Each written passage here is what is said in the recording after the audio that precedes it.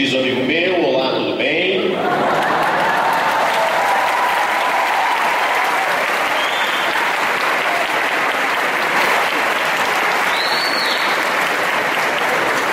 Que é o Festival da Juventude ano 3. Eu fico muito feliz por estar nessa casa, a casa de Divaldo Franco, que foi a minha casa no Rio de Janeiro, visitar o meu pai, Deolindo Amorim, também ele, Deolindo, um líder espírita que veio aqui, a Vitória da Conquista, 2 vezes palestrar. Quero dizer também que fico muito feliz de poder estar na terra de Glauber Rocha, com quem pude conviver no Rio de Janeiro e no exterior, no tempo do exílio. E quero dizer também que tenho muito orgulho de estar numa cidade que dá o nome de uma praça, a Gilberto Gil.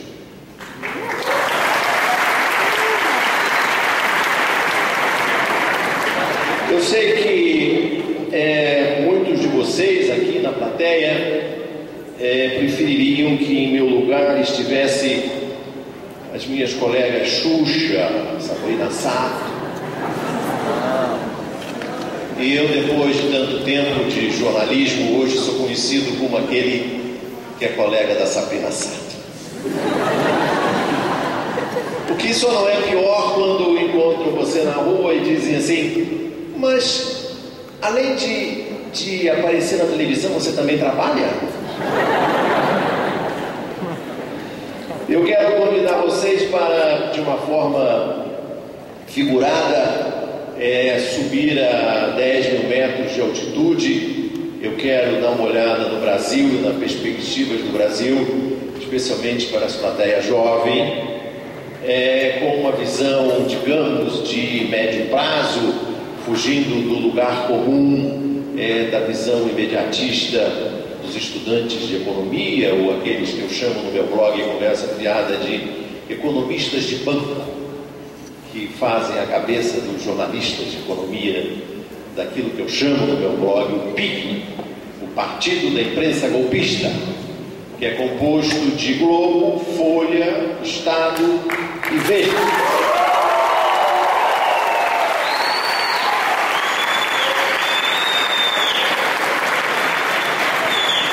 Eu quero dizer que eu não tenho complexo de vira-lata e faço uma recomendação de saúde pública, que vocês evitem assistir a Miriam Leitão de manhã e William Clark à noite, porque vocês correm o risco de pedir asilo à Embaixada da Grécia.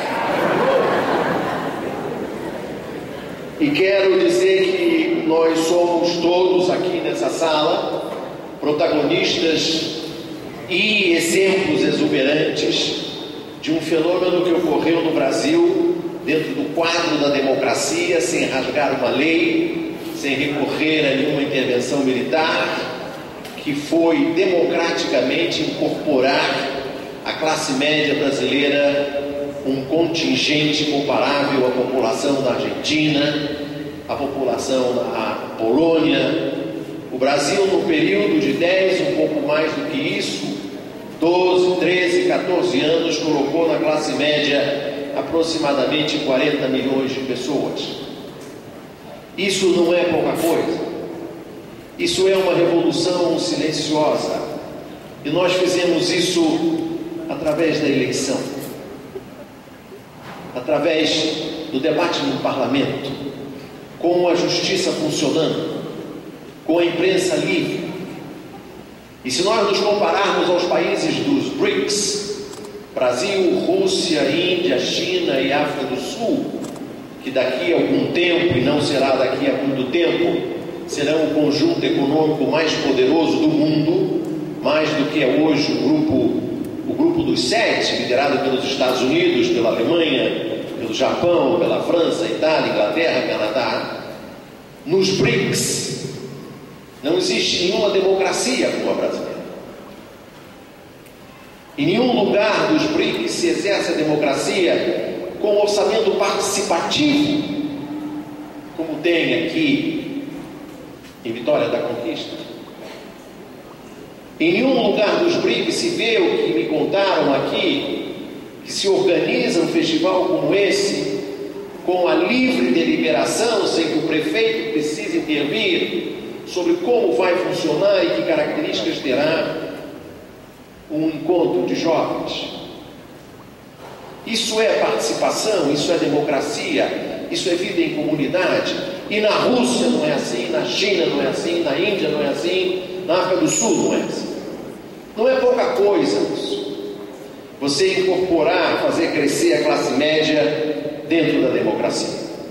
54% da população brasileira hoje é aquilo que a gente chama no jargão de televisão classe C, que os estudos, por exemplo, do Data Popular, que é um instituto de pesquisa especializado em classe C, chama de famílias que têm uma renda mensal entre R$ 1.500 e R$ 4.000 mês. 54% da população brasileira está aí. Talvez não se deva falar mais em pirâmide de renda, que é uma figura triangular. Talvez se deva falar mais em losango da renda. Talvez se deva falar em a imagem de pegar um ovo, botar o ovo deitado. Ou então pega o Ronaldo Fenômeno e põe de perfil. O Brasil engordou no meio. Que é o que aconteceu. E o Brasil tem uma outra característica muito interessante. Um estudo feito por um blogueiro amigo meu, o Fernando Brito do Tijolaço, que foi ao Google. Na verdade foi ao Facebook. E descobriu que apenas 5 países do mundo, 5 países do mundo, têm um PIB superior a 600 bilhões de dólares, com mais de 2 milhões de quilômetros quadrados e com mais de 100 milhões de habitantes. Quem são essas 5 potências, esses 5 países que reúnem essas pré-condições indispensáveis para se tornar uma economia, uma sociedade forte? Estados Unidos, a China, a Índia, a Rússia e o Brasil. Não é isso que a gente vê na Globo. E outra característica que o Brasil tem, que a China não tem, a Índia não tem, a Rússia não tem, a África do Sul não tem, é a diversidade cultural. Vamos falar um pouco de demografia, que é uma ciência muito importante. O Brasil tem portugueses, italianos, alemães, japoneses, espanhóis, suíços, chineses, coreanos do sul, poloneses, ucranianos, franceses, libaneses. Tem mais descendente de libanês no Brasil do que no Líbano, do que a população do Líbano. Tem israelenses, bolivianos, paraguaios, haitianos. A comunidade japonesa do Brasil é a maior comunidade japonesa fora do Japão.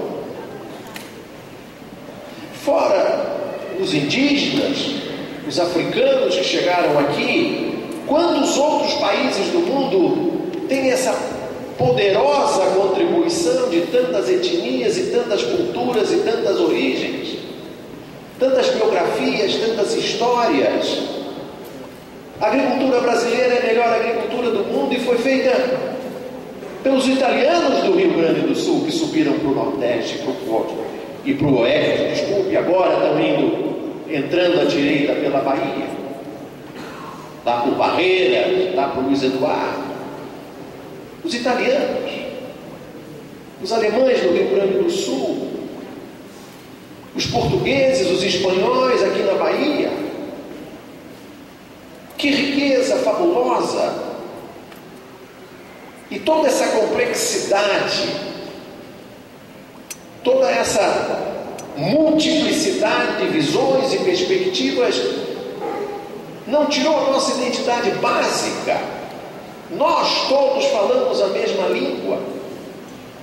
Nós todos lemos Machado de Assis, nós todos lemos Camões, nós todos lemos Vinícius de Moraes, cantamos Chico Buarque, Gilberto Gil, Caetano Veloso. Não é assim na Rússia, não é assim na China, não é assim na Índia. Essa identidade, dentro dessa diversidade étnica, porém,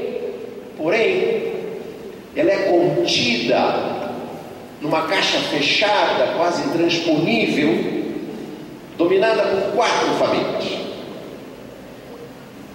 A família Marinho do Globo, a família Mesquita do Estadão, que já faliu, a família Frias da Folha e a família Tívida da Abril. Leonel Brizola dizia: quantos passaportes tem o Vitor Tívida? Porque ele nasceu na Itália, tem passaporte israelense, americano e brasileiro. Qual é a fidelidade dele? É só ler a Veja, que no meu blog eu chamo de detrito sólido de maré baixa.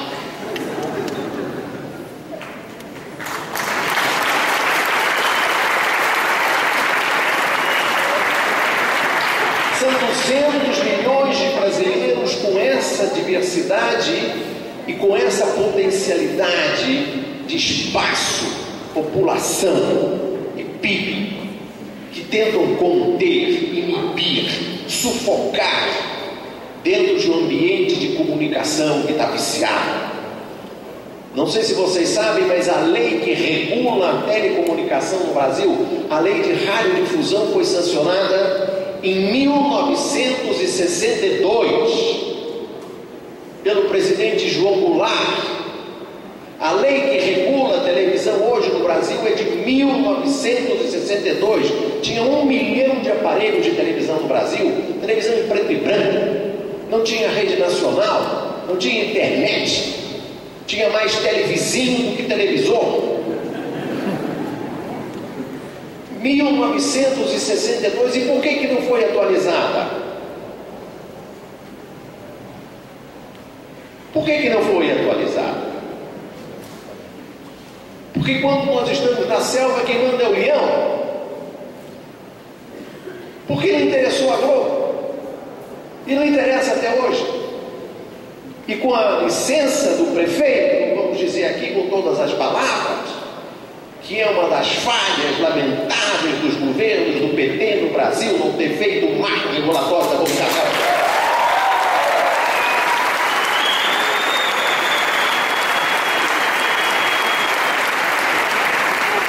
Não há um deputado federal do PT que chegue com um projeto de lei de meios como tem na Argentina.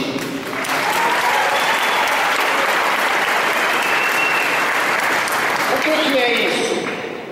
É medo de não aparecer no Jornal Nacional, mas não adianta, porque não vai aparecer no Jornal Nacional. E quando aparecer no Jornal da Globo, no Hoje, é para ficar na porta do hospital para ver se pega um caso excepcional, raro, que não merece estar numa rede nacional.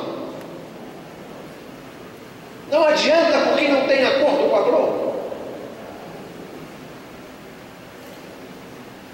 Eu vou falar de um país capitalista, mais ou menos capitalista. Os Estados Unidos da América, onde se pratica um certo capitalismo, tá certo?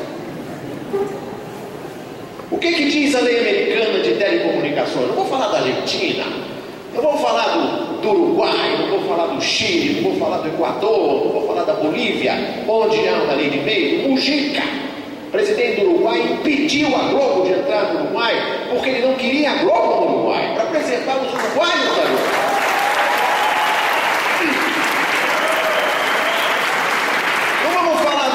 Vamos falar da América, United States of America. Lá tem dois ingredientes legais interessantes. Um se chama a propriedade cruzada, cross ownership. No único mercado, você não pode ser ao mesmo tempo dono de uma emissora de televisão, uma emissora de rádio, um jornal ou uma revista. Se você quer ter uma emissora de televisão em Vitória da Conquista, não pode ter rádio aqui. Se você quer ser dono de uma revista no Rio, não pode ter um jornal. Você tem que escolher. Se você quer ter uma emissora de televisão no Rio, você não pode ter a CBN, não pode ter o jornal O Globo, não pode ter a revista Época, não pode ter o jornal Extra, E não pode ter o G1 e a Globo Online. E o Rio é uma donataria, é um puxadinho da Globo. Porque lá a Globo tem tudo. E nos Estados Unidos não pode. Tem a questão da propriedade cruzada. Por quê? Por que não pode? É óbvio. Porque você faz uma política comercial só. Eu trabalhei no Jornal do Brasil. O Jornal do Brasil morreu por causa não do Jornal O Globo, mas por causa da TV Globo. E tem outra leizinha do capitalismo americano. Eu estou falando dos Estados Unidos, eu estou falando de Cuba. Nenhuma rede de televisão pode ter mais do que 30% da audiência num determinado mercado.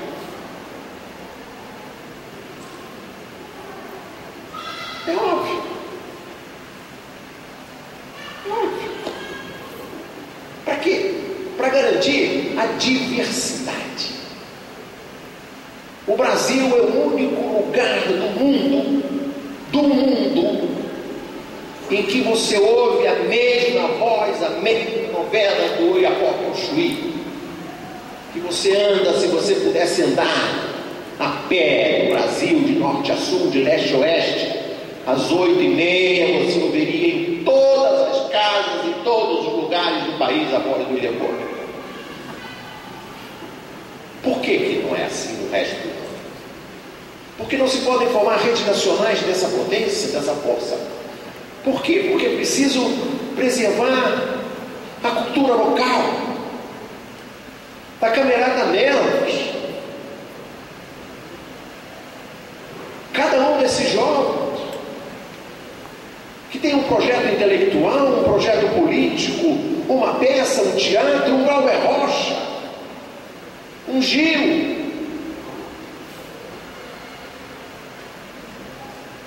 Nas redes americanas, estamos falando dos Estados Unidos, as redes americanas, o único conteúdo próprio delas, feito por elas próprias, é o jornalismo, o resto tudo elas compram. Hollywood não é feito por empregados da indústria do cinema.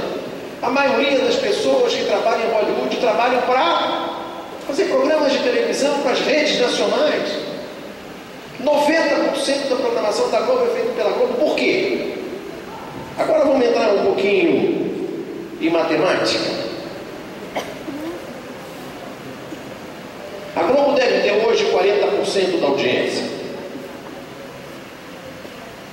Com 40% da audiência, ela controla 80% da publicidade de televisão. Dirão vocês, mas como é que é possível com 40% você ter 80% da publicidade? Não simples. Tem dois mecanismos. Em primeiro lugar, o maior cliente do Ibope é a Globo. É a Globo. Lá no Domingo Espetacular tem uma medição de audiência online, ao vivo, que é provisória, porque no dia seguinte vem a definitiva.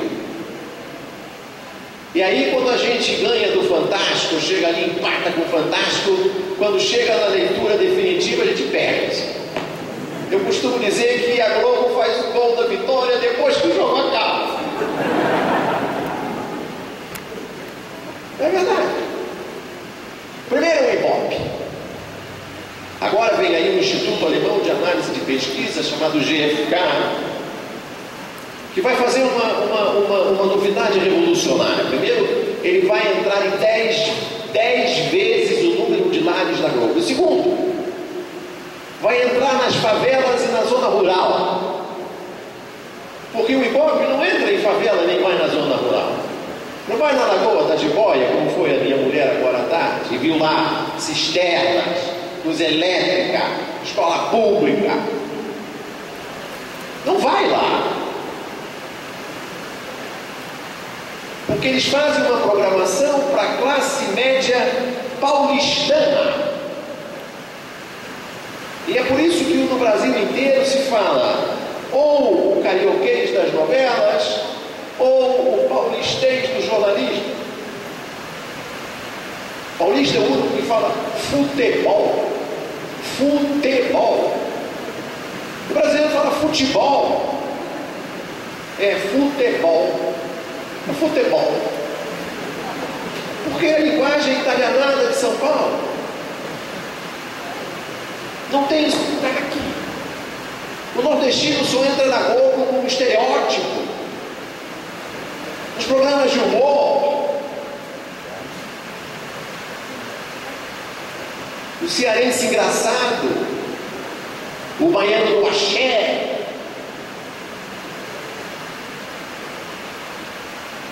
Esse é um problema muito sério. E isso é um problema para a democracia. E por quê? Porque é uma circunstância que sufoca, interdita a manifestação cultural, e é o interditar a manifestação cultural, interdita o debate da política. E é por isso que no Brasil existe uma hegemonia da questão da economia. Todo mundo entende de economia. Todos os ministros entendem de economia. Mercadante é catedrático de economia, presidenta da República porta no ar de economia, o governo Zoini entende de economia, o Rui Falcão trabalhava em economia, todo mundo sabe de economia. E quem é que entende de saneamento básico? Que vem aqui a Vitória da Conquista, vê essa ascensão impressionante que teve repercussão no país inteiro, apesar de tudo, na instalação do saneamento básico. Se você soma cisterna do saneamento básico, luz elétrica, daqui a 10 anos você vai ter menos criança doente, menos mortalidade infantil. Ninguém discute políticas sociais. Todo mundo entende de ajuste. Precisamos fazer o ajuste. O ajuste da Miriam. Um ajuste e quem paga a conta é o pobre. Nós estamos diante de um ajuste muito sério. Ontem o Banco Central aumentou a taxa de juros em meio ponto percentual. Estamos agora em 13,65. Essa é a expectativa. É a maior taxa de juros desde 2008. Mas a expectativa é que no ano que vem isso caia para 11, 11,5. Esse ano o PIB deve ser negativo, mas no ano que vem já será positivo, o que significa que no fim do ano a economia, lá pelo Natal, já deve estar crescendo. Mas vamos falar um pouquinho de economia, vamos embora. Entre 2004 e 2014, o crédito no Brasil cresceu muito. E aqui tem o Banco Popular, que é exemplo disso. O crédito no Brasil entre 2004 e 2014 teve um crescimento significativo em relação ao PIB. O que mais cresceu foi o crédito à pessoa física.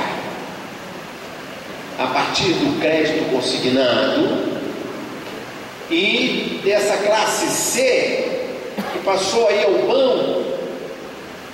Quantas agências da Caixa tem aqui em Vitória da Conquista? 7? 8?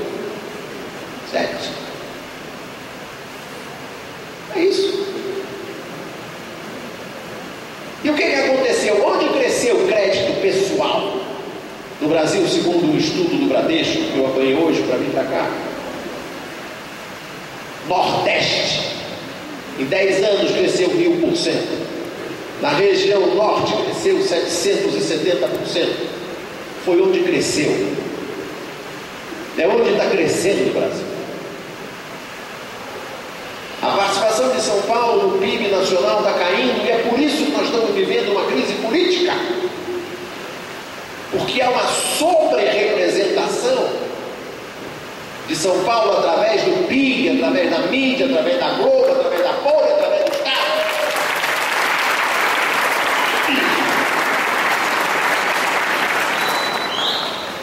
E, na minha modesta opinião, o Lula tinha uma agenda secreta, que era expandir o Brasil para fora de São Paulo, através de tirar o Brasil daquele triângulo claustrofóbico de Rio, São Paulo, Minas, aquele triângulo de desenvolvimento construído pelo JK e a indústria automobilística, que foi feita com o suor do nordestino, que foi feita com a mão de obra chinesa do nordestino, que foi feita com o seu Lula, que veio do pau de arara de Garanhuns. É bom não esquecer. Uma mão de obra subpaga, que foi para a indústria automobilística e construiu a indústria automobilística e expandiu o ABC de São Paulo. Depois eles tiveram que pagar a conta, porque eles se organizaram num partido político e foram buscar de volta. Está aqui a conta, a expansão da classe C.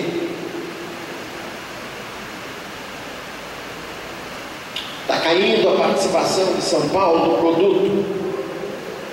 E hoje nós estamos realizando aqui no Brasil obras de infraestrutura que só perdem no conjunto para as obras da China. O volume de obras de infraestrutura que não aparece no Jornal Nacional hoje no Brasil só é inferior ao da China, maior que o da Índia, da Rússia, de qualquer outro país. E vocês estão numa posição privilegiada. Vitória da Conquista está numa posição estratégica essencial. Vem já o aeroporto, o Porto Seco, uma central de logística e distribuição. Vocês estarão a 150 quilômetros, se não me engano, da ferrovia Oeste-Leste. E nessa posição aqui, com a tradição de ser um centro comercial, de serviços, uma cidade de educação, de jovens que estudam, tem tudo para se aproveitar dessa conexão que vai ser feita a partir de Caetité até Ilhéus.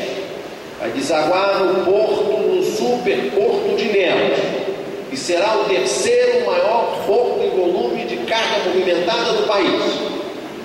E essa estrada, quando estiver pronta, vai se ligar a partir de Caetité com a ferrovia Norte-Sul, que já está pronta no seu trajeto original, lá de Açailândia até Goiás, vai descer até Estrela do Oeste em São Paulo, e através da Norte-Sul, daqui de Vitória da Conquista, pela ferrovia Oeste-Leste, vai ser possível chegar a Açailândia, ou então entrar à esquerda e ir para Lucas do Rio Verde, Sinop, Rondônia, Peru. Prestem atenção no que eu estou descrevendo. Prestem atenção, vocês jovens, profissionais. O Brasil será, como os Estados Unidos, um país bioceânico. Do Atlântico ao Pacífico. Ligado por infraestrutura. Mas não vai ficar pronto. Isso aí não vai ficar pronto. Não ia ter Copa. Lembra que não ia ter Copa?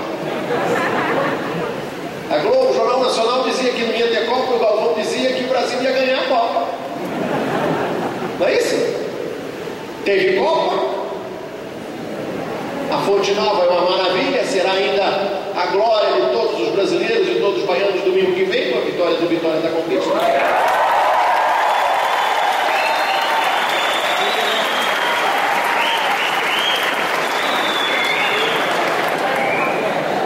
Não ia ter Copa, né? Não ia ter Copa. Então, pensem bem nisso que está acontecendo. Pensem no... Obrigado. Pensem no que significa estar em Vitória da Conquista. Aqui perto, passa o paralelo 16. Paralelo 16. Do paralelo 16 para cima, em direção ao norte, ao nordeste, o Brasil, como os Estados Unidos, que foi construído em cima de ferrovias e de rios. A economia americana se expandiu em cima de rios e em cima de trilho de ferrovia. O Brasil agora vai hidrovias. Vai subir os afluentes do Amazonas, do paralelo 16 para cima, aqui pertinho. E o Brasil vai mudar o fluxo, o Brasil vai virar de cabeça para baixo. O fluxo que era do norte, nordeste para o sul, sudeste, vai virar do sul, sudeste para o norte, nordeste. Porque aqui é mais perto para chegar à Europa, mais perto para chegar ao mercado americano, mais perto para chegar à China.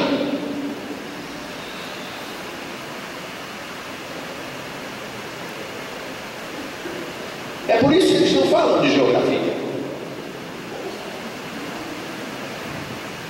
É por isso que eles não gostam de falar de geografia.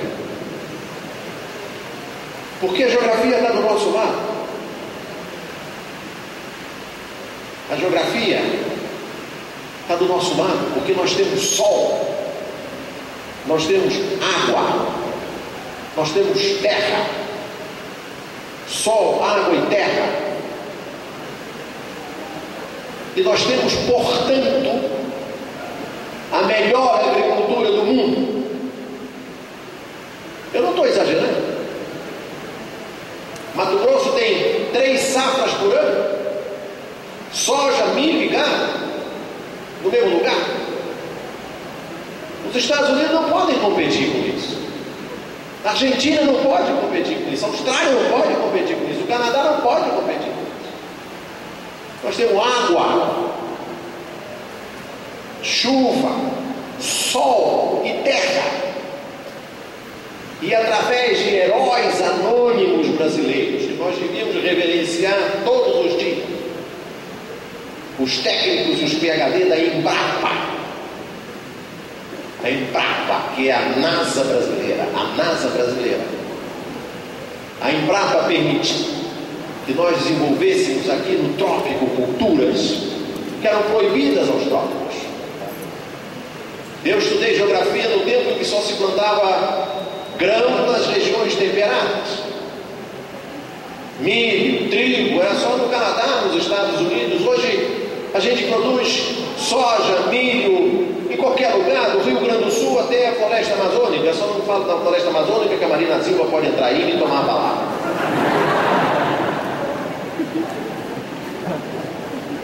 A gente produz soja em todo lugar.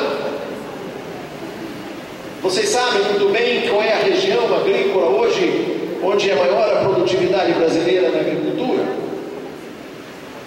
Vocês conhecem, é claro, estudaram no colégio a região do Mapitobá.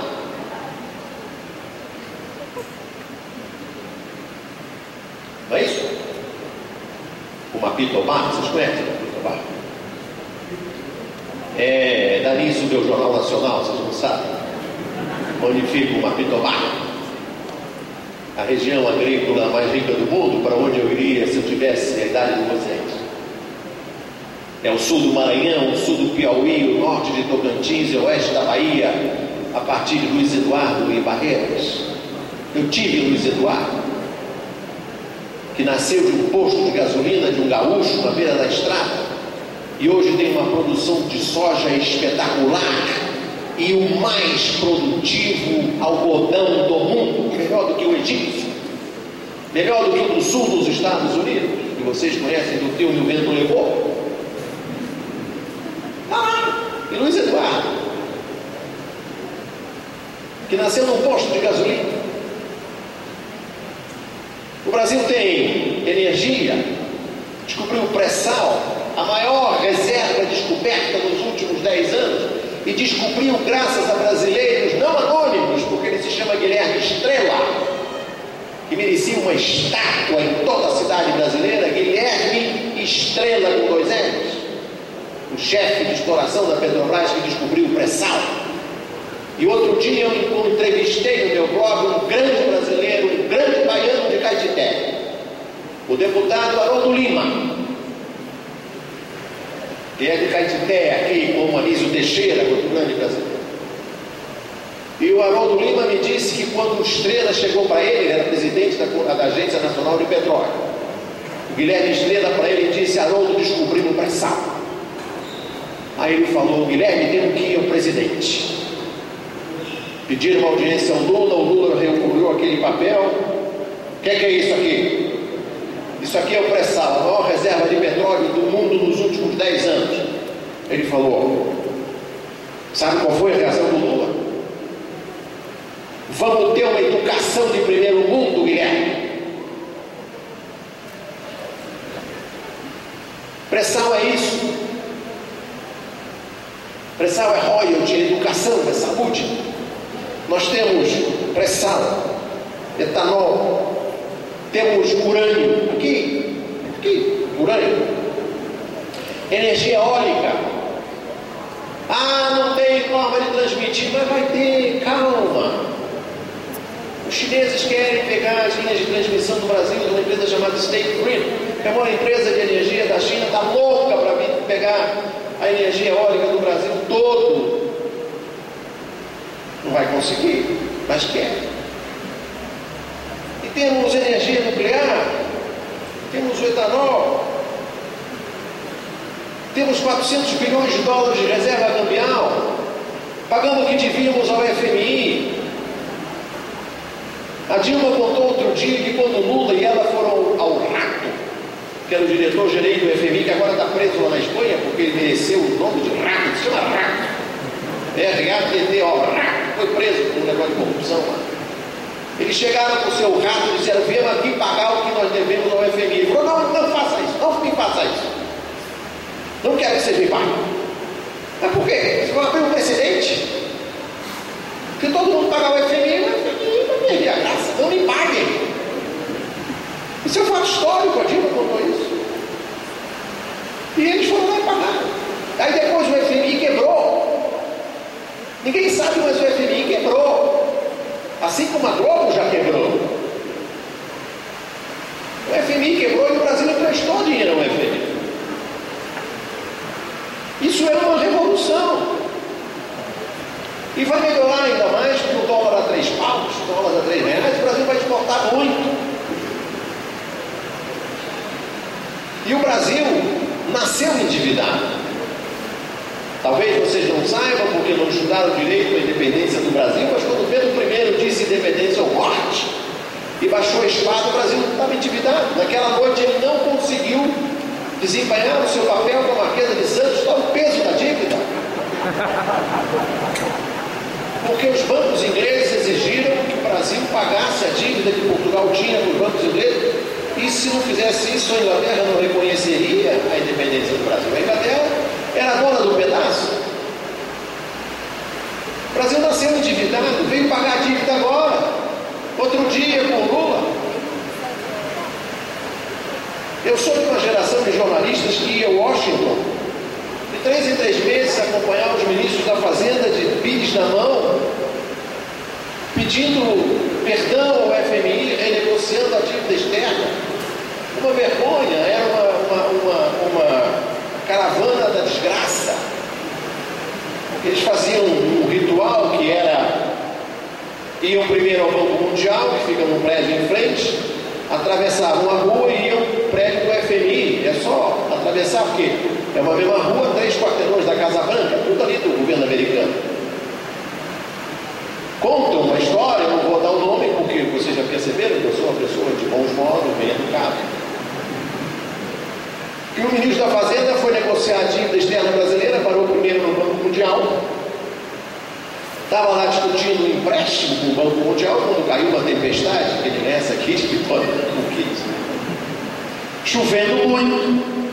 Ele ficou com medo de perder a hora, porque o importante era renegociar a dívida com o FMI. Com medo de perder a hora, ele pediu licença, desceu, chegou lá embaixo, chovia torrencialmente, era só uma questão de atravessar a rua. Ele levantou a bainha da calça, botou a pasta na cabeça e atravessou.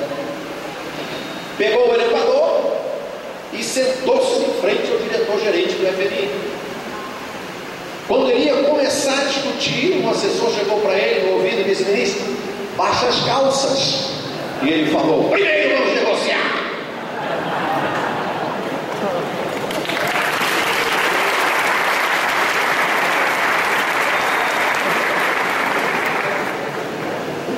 Isso mudou muito. Mudou bastante. Hoje o Brasil tem condições de discutir com o FMI em pé de igualdade. Petrobras agora, no meio dessa crise, dessa confusão, numa semana, ela conseguiu dinheiro do Banco do Brasil, da Caixa Econômica, do Banco de Desenvolvimento, do BNDES da China e de um banco a inglês chamado Standard Chartered, que era um banco sediado em Hong Kong, que era um banco que fez toda a expansão do Império Inglês e que cacifou a Petrobras em mais de 3 bilhões de dólares para financiar a compra e a construção de plataformas. A Petrobras ia quebrar, não ia quebrar. É a ação que mais subiu. E os ingleses são idiotas, vão botar dinheiro na Petrobras, a Petrobras ia quebrar. O Banco da China ia botar dinheiro na Petrobras, a Petrobras ia quebrar. Aí dizem, mas nós estamos entregando petróleo, os chineses estão dando dinheiro. Mentira! É mentira, não tem nenhuma contrapartida em petróleo. A contrapartida é em dinheiro, vamos pagar a dívida em dinheiro. Se a China quiser comprar petróleo, compra petróleo. Porque esse é um problema que está surgindo aqui na América Latina. Há suspeitas de que o Equador tenha feito empréstimos com a China, dando em garantia a produção de petróleo. Que a Venezuela tenha feito isso e que a Argentina tenha feito isso com a produção de trigo. Aqui não, aqui a conversa é diferente. Aqui a gente troca empréstimo por dinheiro. Quer comprar soja, compra soja. Quer comprar minério de ferro, compra minério de ferro. Quer comprar petróleo, compra petróleo. E dinheiro é dinheiro. Essa é uma nova postura, é uma nova posição que a economia brasileira adquiriu e que corresponde a uma nova etapa de um país que tem essa dimensão que a gente não consegue ver. Porque se você vê o Jornal Nacional, o Brasil é um país pequenininho, medíocre, tudo dá errado, nada funciona, nada dá certo, não há uma boa notícia. Quando eu fui trabalhar no Jornal Nacional, anos atrás, tinha uma característica do jornal. A última notícia do jornal era sempre uma notícia que a gente dizia lá na nossa linguagem, tem que ser uma notícia para cima, tem que ser uma notícia boa, um fato legal, um fato que permita ao Cid Moreira, que era o locutor da época, encerrar o programa dizendo boa noite, com um sorriso. Hoje o cara na televisão inventou um outro melhor ainda, boa noite, boa sorte. O Cid terminava assim, boa noite. Hoje não tem mais isso, porque é tudo desgraça, até a última notícia é uma desgraça. Dá tudo errado. É a apologia da crise. É o culto da crise, a teologia da crise. Então vamos imaginar o que aconteceria com Vitória da Conquista, com o Brasil, com a Bahia, com cada um de nós,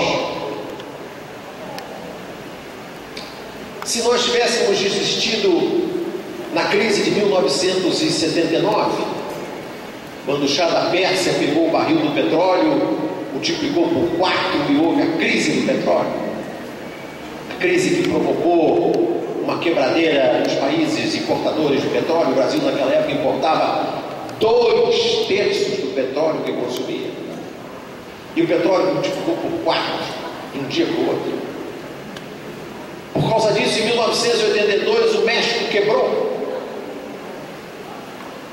E em seguida quebrou o Brasil, pelo mesmo motivo, que não conseguia pagar a dívida advinda da compra do petróleo. Em 83 teve a maxi-desvalorização da moeda brasileira, em 86 o plano cruzado, 87 o plano Bresser, o plano Verão, o plano Collor. Lembra do plano Collor? 1990 o plano Collor. Quando eu era dessa emissora, que ainda está em primeiro lugar, como é que chama essa? Esqueci o nome. Ninguém lembra. Me convidaram para fazer um documentário para a ONU. A ONU queria fazer uma filmoteca para distribuir nos países subdesenvolvidos. Hoje seria ridículo, porque com o YouTube você renova esse problema em meia hora. Mas naquela época nós tínhamos que fazer documentários em filme, tirar várias cópias, e a ONU ia distribuir pelos países da África, da Ásia, da América Latina, para discutir assuntos como, por exemplo, a questão da produção de comida. A Índia, um documentarista indiano fez um documentário muito interessante sobre a produção de milho na Índia. Outro era o problema de migrações internas. O documentarista russo fez um documentário sobre migrações internas. E a mim coube o tema que era o tema mais importante do Brasil na época. Estamos falando de 1990, o Brasil quebrou em 82, 83, que era o problema da dívida externa. Então eu fui chamado, convidado para fazer um documentário sobre dívida externa. E assim foi. E aí todos os documentaristas tiveram que se reunir em Roma, na sede da FAO, que é a agência da ONU para alimentação, para que nós estabelecêssemos a mesma linguagem de documentário, para que não ficasse o documentário de um jeito ou do outro. Terminada a primeira parte do documentário, da reunião, fomos para o café, e uma senhora italiana, secretária da reunião, se aproximou de mim, muito elegante, muito simpática, cabelos brancos, e disse: "Ei, brasiliano. Assim, sou brasileiro. É verdade que no seu país teve um presidente muito bonito?" Bom, não vai ter sido o Sarney, nem o Castelo Branco. "Oh, que andava de jet ski." "Ah, sim, teve um presidente que andava de jet ski, é claro." E aí ela perguntou: "É verdade que ele confiscou a poupança dos aposentados, dos velhinhos?" Aí eu falei: "É verdade, ele confiscou a poupança dos velhinhos." E aí ela perguntou: "E não é morto?"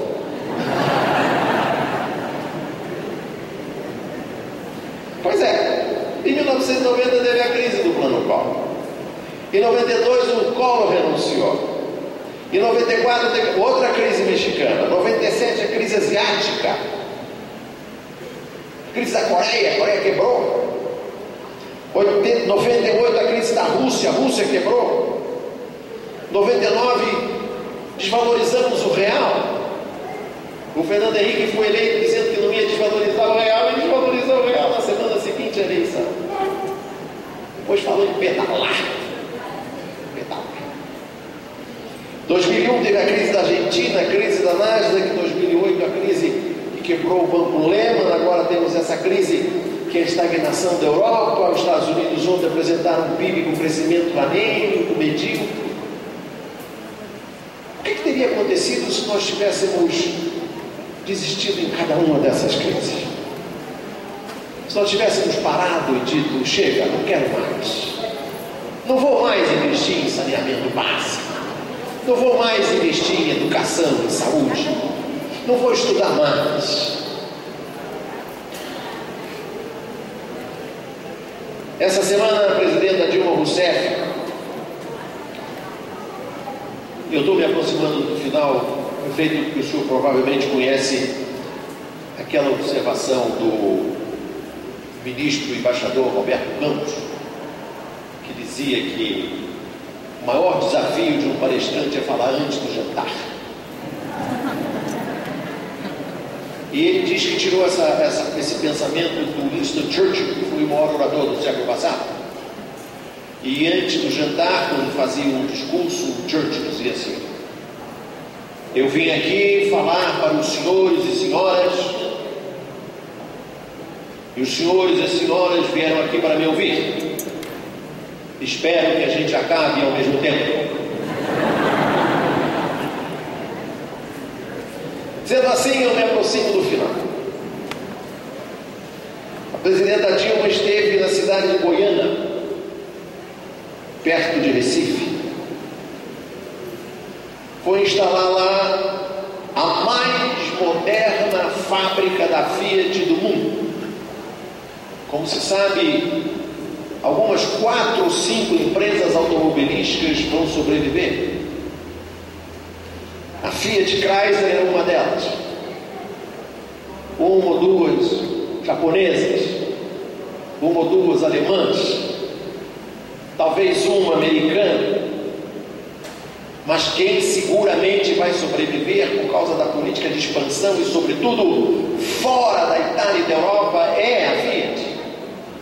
E a Fiat inaugurou lá, com crédito concedido pelo BNDES e pelo Banco do Nordeste, a mais sofisticada unidade de desenvolvimento, pesquisa, inovação e engenharia da Fiat no mundo. 80% dos trabalhadores da Fiat em Goiânia, Pernambuco, são pernambucanos. E eu estive com a Geórgia em Suape, que é o porto, centro industrial ali de Pernambuco, que hoje tem 1000 indústrias, estaleiros para produzir petroleiros, indústria petroquímica, os maiores terminais da Bunge para armazenar grão. Eu estive lá, e nós fomos ao Pronatec, que fica ali em frente, e o guia nos disse, o diretor do SWAP nos contou, que ali estavam sendo formados engenheiros metalúrgicos para trabalhar nos estaleiros, e que aqueles meninos ali treinando eram filhos de pescadores ou de cortadores de cana. Deve ter um monte deles trabalhando na Fiat para produzir esse carro Revenger, é isso? Não é? Eu não sei o nome de automóvel, não sei distinguir um Alfa Romeo, eu nem produzo, um BMW e um Fusquinha. É um Revenger, meu amor, é Revenger que chama aquilo ali. É um carro sensacional que vai sair da fábrica da Fiat. E aí o senhor Macchioni, ele se chama Alberto Macchioni, que é o presidente mundial da Fiat, pronunciou uma frase assim um pouco bombórica, um pouco, digamos, de retórica, e disse que Goiânia era a capital da Fiat. Não é mais Turim, Goiânia. Outro dia o Sr. Alan Mulally, que transferiu para a Ford em São Bernardo, o Centro de Pesquisa e Desenvolvimento da Ford, com engenheiros brasileiros e americanos, porque eles vão fazer agora aqui as pesquisas para os carros mundiais da Ford. Ele disse que o Brasil é o centro do mundo. Presidente mundial.